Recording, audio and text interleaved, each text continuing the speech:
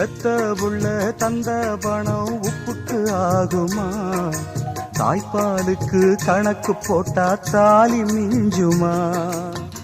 பாய கட்டி வளர்த்த புள்ள மல்லு கட்டி நிக்குதடி, வாங்கி தந்த காசுக்கெல்லாம் வட்டி கட்ட சொல்லுதடி. கோடு ஒண்ணு கிழிக்க வச்சு கும்மி அடிக்குது அம்மாடி. சம்சாரம் அது மின்சாரம், சம்சாரம் அது மின்சாரம்.